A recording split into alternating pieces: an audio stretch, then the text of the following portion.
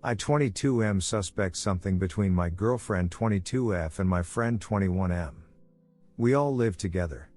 Am I imagining things? I'm really freaking out right now because if what I suspect is true, this living situation is about to get really complicated. Please tell me I'm just crazy.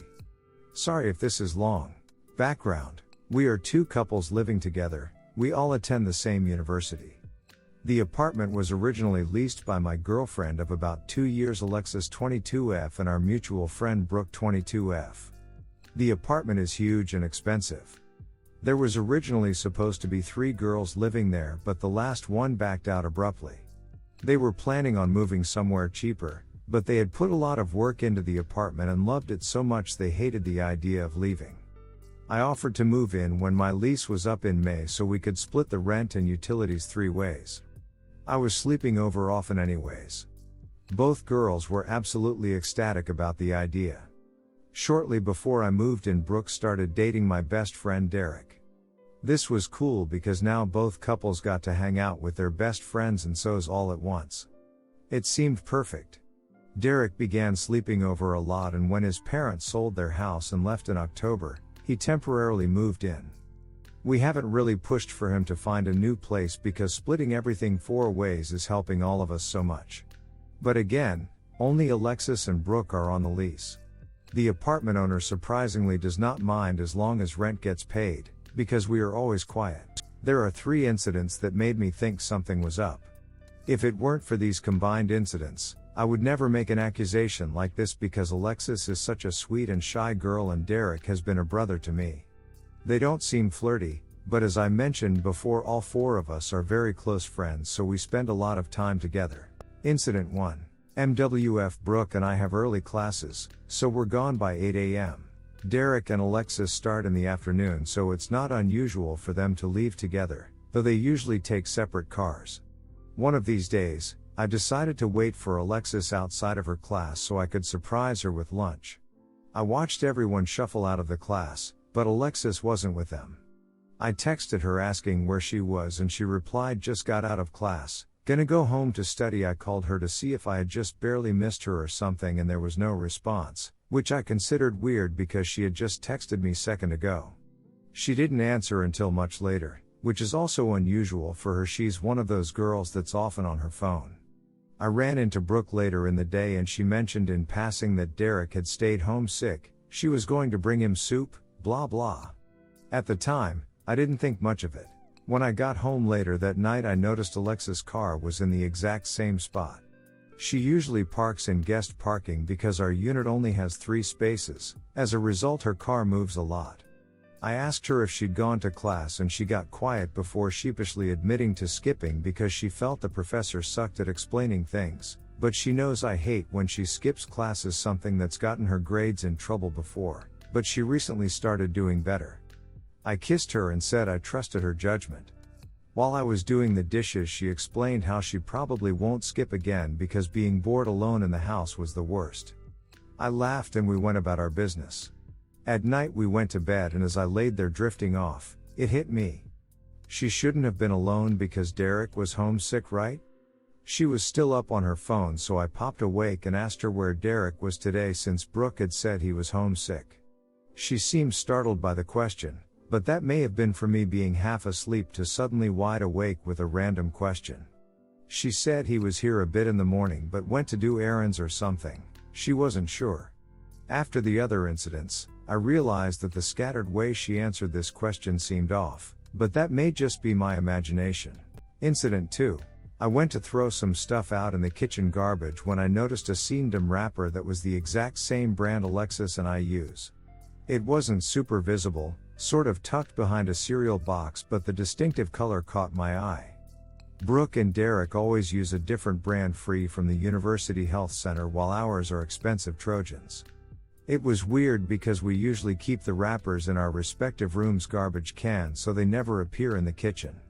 Furthermore, because of exams and general stress, Alexis and I hadn't slept together in a few days. I didn't really dig around for a used Boredom or anything. I just went back to the room to check if any of ours were missing. I really couldn't tell, because we buy in bulk. My first thought was that Brooke and Derek had ran out and broke into our stash, and I was upset that they hadn't even asked. Later that night I mentioned the Boredom rapper to Alexis and her eyes got wide. When I mentioned my theory, she got unusually distressed. She's always very calm and went on a rant about them violating our privacy. I suggested we talk to them about it, and she immediately shut the idea down and made me swear not to bring it up unless they did it again. She didn't want to have this awkward conversation, which was weird to me because we're all generally pretty open about time given that we live together. Though it is possible that Alexis was being genuine because she's from a conservative small town and she doesn't talk about these things as much as we do.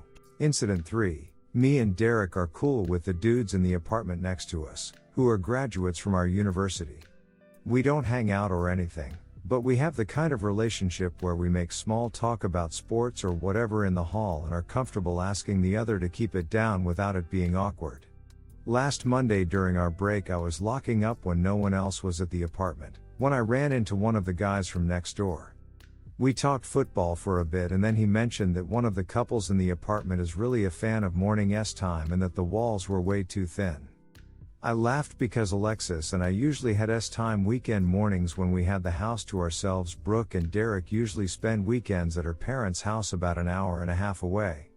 The more I thought about it later in the day, the more I realized we hadn't been having morning time in about a month. On the weekends it had been more towards the evening or not at all. Did he mean on weekdays? My heart sort of dropped. I kind of want to ask him to elaborate, but the conversation ended and I feel like I missed my chance. Plus it's a weird thing to ask and I feel like I must be being paranoid. So there you have it, our relationships. Am I crazy? Am I looking for signs that aren't there, or is something up? And if so, how do I proceed? I don't want to ask her just yet because 1, I don't want to come off as crazy and jealous if nothing's up. 2, if something is up, I don't want them to start hiding it better. I was thinking of dropping by one of those mornings they're alone together, but I don't know how to time it right. If I drop by too early or late they might get more cautious. Update: I 22M suspects something between my girlfriend 22F and my friend 21M. We all live together. Am I imagining things? The majority of you suggested that I speak to Brooke and or attempt to walk in on the act. I decided on doing both. Sunday night everyone was back in the apartment. I had every intention of speaking to Brooke about the neighbor's comment alone, but before I could she said something that completely threw my theory off. She told Derek to get to bed so he wouldn't be tired for work in the morning. What? I knew Derek has a job on campus, but he had always worked the same night shifts. Being as casual as possible, I inquired how long he'd been working mornings and when he started. He said he picked up the extra shifts a month ago and worked at 9. I leave at 7:45, so it's possible for me not to have noticed that. I spent the rest of the night trying to figure out whether he was lying about that, whether still he had some mornings here at home, whether Alexis could be seeing someone other than Derek in the mornings like some of you suggested, or again if I was just a paranoid loser. I went to bed feeling emotionally drained and confused. The next morning I left for classes as usual and operated on autopilot. I alternated between thinking I'd run home to check on Alexis and thinking I had way too much work to run around based on a theory that I wasn't even sure about anymore. In the end, I walked out of my first class and straight to my car to go home. In a weird way, I sort of wish I hadn't. When I got to the apartment, Derek's car wasn't there, just Alexis. I walked to the apartment with my heart pounding all sorts of crazy. I don't know what I was expecting. Outside the apartment door I could immediately hear a guy's voice inside. I heard him talking and laughing and a soft feminine mumble replying and giggling back. I've been on this subreddit long enough to see all the different reactions people have to this situation. I never once contemplated what I'd do. I pressed my ear to the door and see if I could make out what they were saying, but I could only make out a word here and there. There was a lot of giggling. Then, I heard the sound of Alexis being tickled and shrieking. Maybe I should have waited more. In retrospect I wish I did, but I couldn't take it. As soon as I started fiddling with my keys, it was dead silence in there. She was ducking Mark. I never mentioned Mark in the previous post, but he's one of the guys in the apartment next to us, not the one that tipped me off. He's the only one I never liked. Ducking know-it-all douchebag attitude. Always made inappropriate comments towards both girls. Never thought anything of it. As soon as I opened the door, they both gave me a deer in headlights look that removed any naive doubt I may have retained that the situation was innocent. I was planning on yelling at them or demanded answers, but in this is ducking embarrassing my eyes began to well with tears. I didn't want them to see that it. So I said nice. Real ducking nice. And bolted back to my car. I heard Alexis yelling my name in the hallway and picked up the pace. I sort of expected her to be chasing me, but by the time I got to the car there was no one following me. I drove to a park that's near the apartment and sat there in disbelief. My first thought, weirdly enough, was how is my family going to take this? What the hell am I going to tell them? My family ducking loved Alexis. They joked about our wedding and regularly called her part of the family. Then I started thinking about living arrangements. Our finals end in about 2 weeks, there's no way I can handle moving now. I'm applying to an extremely competitive graduate program and I can't let anything get in the way of that. Definitely not this cheating BTCH. I'm writing this from a friend's house. I explained the situation, he explained it to his parents and they welcomed me to stay in their home. I'm going to have to go back home to get some clothes sometime. I'm planning on going during this lab period. I know Alexis can't skip tomorrow. It took her an hour or so to start blowing up my phone, but once she did it didn't stop. She started off asking me to come home so she could explain. Before I even had the chance to respond, she sent another one begging me to come back because she was having an anxiety attack, something I always help her through. Maybe I'm heartless, but all I could think was good, you earned it. There was a pause and then she said, I don't know why you get so jealous, we were just hanging out. I waited. She sent, look, I know it looks super sketchy, believe me if I were you I'd think the same thing, but we didn't do anything. He needed advice on his girl problems. You have to believe me. No I don't. Normally I would have gotten a weird sense of satisfaction watching a cheater scramble to cover their ass, but my stupid brain just kept replaying all these great times we had together and wondering if she was cheating then too. I want to know when this started, but at the same time I'm worried it's been going on for longer than the month I've suspected something. I received a text later that night from a number I didn't recognize. It was the nice dude from next door. He said, paraphrasing because it was a long text, that he got my number from Derek. He was extremely sorry for what I was going through and that he would have told me sooner, but he wasn't completely sure. He said he knew his friend was seeing a girl with a boyfriend, but didn't put it together until he learned the girl's name. As many of you suspected, the comment was him trying to tip me off. So yeah, I guess he's bro of the year. I don't think Derek and Brooke know yet. I haven't texted them. I haven't found the words. I know it's going to turn our living arrangement and friendships upside down. I guess I should message them before Alexis paints a different picture. I wonder what the cool neighbor said when he asked for my number. I don't think he told them, though would have said something. Right? Unless they took her side. Then I've lost my girlfriend and friends. Any advice on coping with something like this, especially from those who have been there before, please let me know. I don't have many friends to reach out to besides the guy I'm staying with. Alexis, Brooke and Derek were basically my family. Alexis and I had talked about spending our lives together. I have never been serious about a girl the way I was with her. Edit, I am seriously moved by the amount of support you guys are giving me here. Please keep them coming. I may not reply to all the comments, but I've read each one on both posts. I'm going to tell Derek and Brooke soon. I'll try to do a follow-up when I have some sort of plan. Update 2I22M suspects something between my girlfriend 22F and my friend 21M. We all live together. Am I imagining things? You wonderful mother duckers. Between the comments to both posts and my inbox I have an immense collection of personalized pep talks, which I am referring to whenever I feel down, admittedly, a lot these days. I got advice stories from all sorts of people, married, single, old, young. Wow. I never thought the internet would bring me this level of support. I just want you guys to know that by just typing up some comments you have made a very real difference in someone's life. Gotta say it feels a little strange receiving 6 Reddit gold and making it to our best of just for sharing the worst day of my life. Ha! I got a lot of messages urging me to join Red Pill. This experience has soured my view of Alexis. Not women in general. I got some messages saying I write too well, and this is obviously made up. I have 2 words for you: I wish. A clarification on the last update. I wasn't clear about what I see when I walked in. They weren't literally ducking, they were just sitting on the couch with a deer in headlights look that was incredibly incriminating, and they both went quiet. It was just obviously not a "hey, guess who dropped by" situation. Anyways, on to the update. I've been extremely busy with the semester ending, and I took the majority's advice to bury my head in work.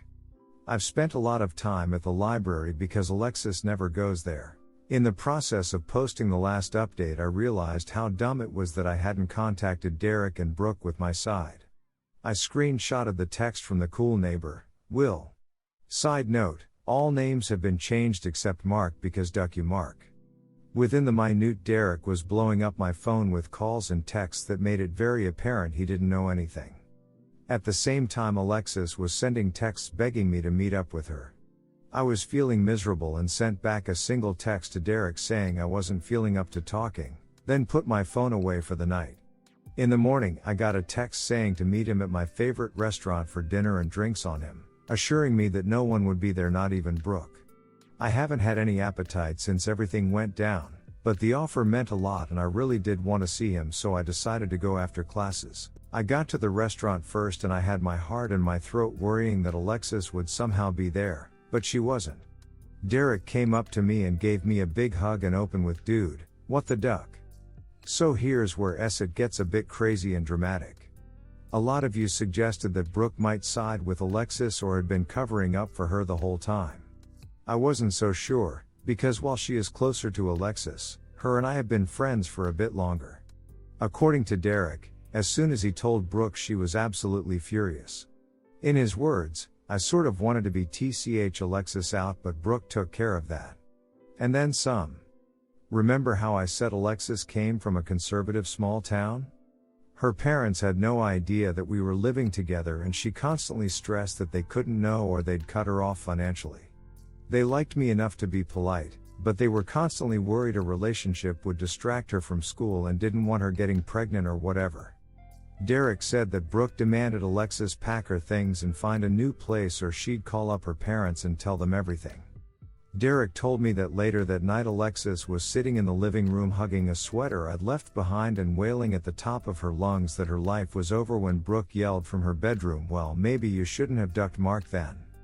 Imagining that moment was kind of funny. Brooke's always been a very no-nonsense girl with a hot temper, but I definitely didn't expect this. It was extremely touching that she took the cheating that seriously. During that dinner, all my fears that I'd lost my friends were completely washed away and I was able to choke down a few pieces of sushi. When we left dinner, Derek promised to let me know when Alexis was gone so I could move back in. I declined his offer, because even if she does move out, everything in that apartment reminds me of her, including Derek and Brooke too. Alexis and Mark probably ducked in my room, so I really don't want to sleep in it. 3 In the current emotional state I'm in, I don't want to be third wheeling a happy couple, even though I'm sure they'd be considerate.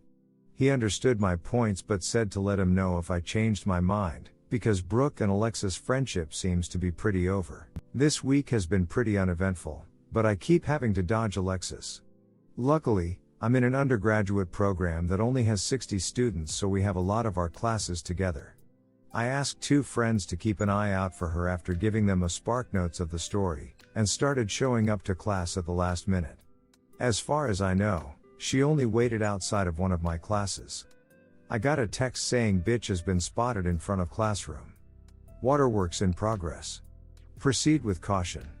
I ended up skipping the class, because I didn't know if she was going to leave and I really didn't want to risk it. Later that night she sent me a really long Facebook message explaining everything from the beginning, and it sort of made me sick to read. I contemplating not reading it, but once I opened it I just had to.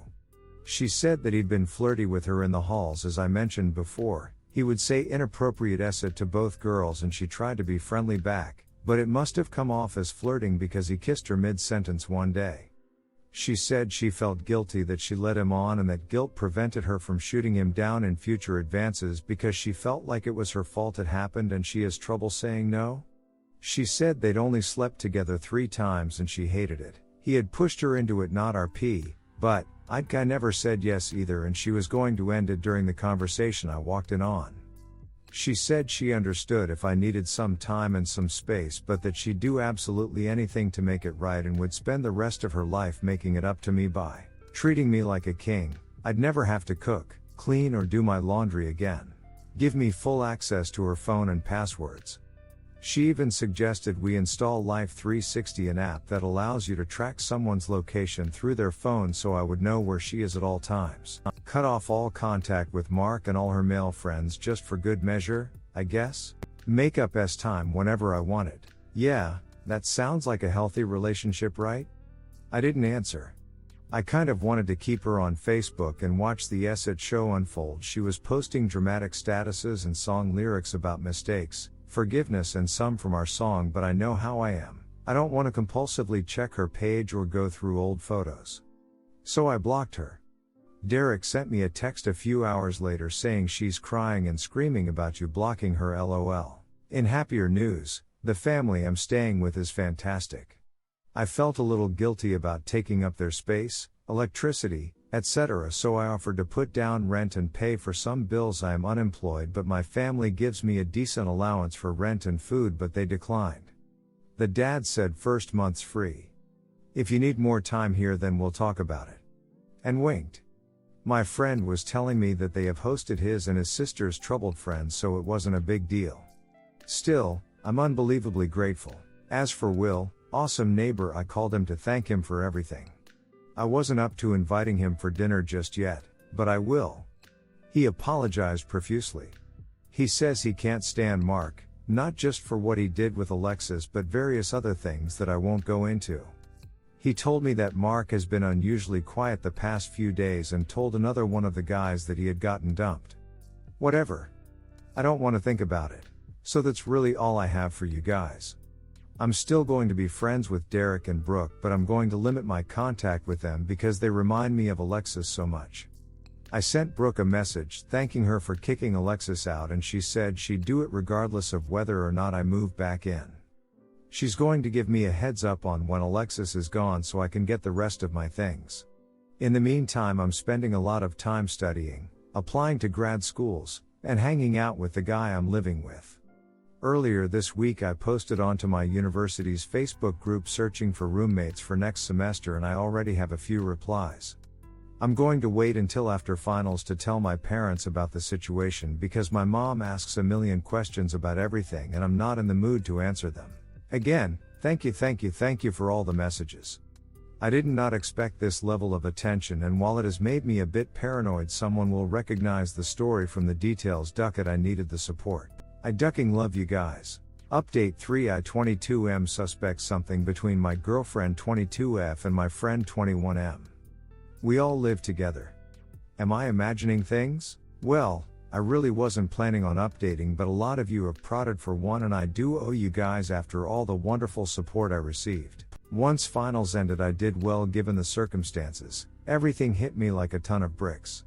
I mean, almost worse than the initial insult.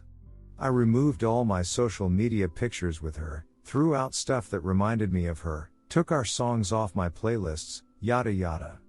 We've been inseparable since we met, so this was over 2 years of accumulated memories. Long story short, it was very hard, but I had an urge to get it all done before the new year. That whole cliche new year, new me thing. I guess. I don't know. Anyways, one particular Redditor sent me a message about how Alexis might be driven to suicide now that she's lost everything: her closest friends, her boyfriend and her apartment. I know that seems like an overdramatic prediction, but I couldn't get it out of my mind after reading it.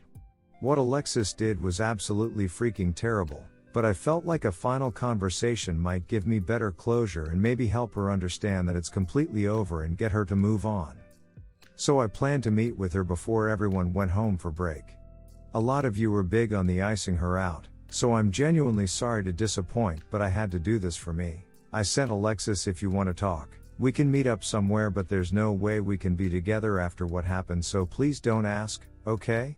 She responded almost immediately asking when and where. We arranged to meet at an off-campus coffee place. When I got there she was already at a table and got up to hug me. I waved her away and she jerked back like a puppy that had been kicked. I felt acidity immediately, but I wanted to get it over with. We made some stupid small talk. She asked how I'd been, how were finals, etc., but I sort of interrupted it. I asked her if she had been unhappy with our relationship. Her eyes got real wide and she said no a bunch of times and got quiet. So I asked her why if she wasn't unhappy. Basically she retold the story about having trouble saying no and him being so pushy. I stopped her and asked her to cut the BS and just take responsibility, that maybe it excused her actions up until he kissed her mid-sentence, but time 3 times. Yeah, no, she looked down, shrugged and muttered, "You're right, I know." At this point she started tearing up and said she was so sorry, that I'd never understand how sorry she was. Then she asked if there was any chance we could be together again, which I was kind of expecting even though I told her not to. I just shook my head. I told her she could still live with Derek and Brooke if she wanted to, but she declined and told me she already had plans to move in with another girlfriend of hers from here on out. The conversation went in circles with her trying to explain away her actions, with her difficulty turning down guys due to her fear of being seen as a frigid BTCH, and me trying to get her to admit that excuse was garbage. I don't know why. I just really needed her to stop using that crutch and admit she had ruined a perfectly good relationship with a very real future all on her own, but she just wouldn't. She was always stubborn. Finally, I let it go and we parted ways somewhat amicably. As I was leaving she grabbed my hand and parted her lips to say something but ended up shaking her head and letting go. The conversation made me feel worse than I had before at first, but ultimately it really made me see that she was never the kind of person I wanted to be with. Even without the cheating, she never took responsibility for anything. Failed classes were because the professor was incompetent, not finding a job internship was bad luck and not her lack of effort, etc. I just never really thought about it too hard. I think I was still in the honeymoon stage or something equals I'm an idiot sometimes. So at this point I leave the coffee place and ask Derek to hang out. I ended up going to the apartment, and although Brooke was there she mostly stayed in her room. We drank some beers and played some video games. It really cheered me up. We also talked a bit about everything that happened. He admitted that they hadn't been able to find a third roommate aside from complete strangers. They'd rather not move in and asked me again to stay with them. I could tell he really wanted me to, and I felt guilty about them being stuck with the lease, so I accepted. I told them I needed to wait until Alexis took all her things though. The furniture is hers from before I even moved in, and I still don't want to sleep in that bed. Also, Brooke apologized for getting so involved in the situation and yelling at Alexis. Apparently her stepdad had cheated on her mom and it's a sore subject for her. I told her I genuinely didn't mind and she was welcome to do it again if the mood struck her. I also bought some food and drinks at a great place near campus. A lot of you wanted to know the other that Mark had done that had so pissed off. Apparently he had to be harassed to pay rent, claimed he couldn't contribute to any of the household expenses like dish soap, light bulbs, cleaning supplies, and regularly came in yelling and laughing at odd hours and agreeing to keep it down, then carrying on at the same volume. The standard douchebag roommate crap, really. Will is a really cool guy. We talked a lot about the situation with Alexis but also about school and sports. It was actually pretty fun. I eventually did tell my folks about the situation and, as expected, my mom bombarded me with 1,000 questions and cried a lot. So that was fun. Going home made me feel a little better, but my older brother got engaged on Christmas Eve, and given the recent circumstances I wasn't as excited for him as I should have been, which made me feel like a city sibling. Plus it's all my family can talk about now and I'm just not in the mood. Life isn't perfect now, but I'm doing better. Alexis moved her out and I bought a second-hand bed and dresser off another student. I had my first round of classes last week, and although I'm going to sound like a total nerd, the courses are really cool, hands-on, and the professors are incredibly cool people. Derek and Brooke have been really supportive and don't make me feel like a third wheel at all. I saw Mark in the hallway once and he totally ignored me and I ignored him, but the urge to punch him in the face was very real. I guess that's something that will go away over time. I almost wanted to call him out on the whole thing, but with the kind of person Will had described, the conversation would have gotten me nowhere and probably pissed me off more. Sorry this update isn't as exciting as the previous ones. Thank you for your love and support, Reddit. It really Really helped me through such a bad time.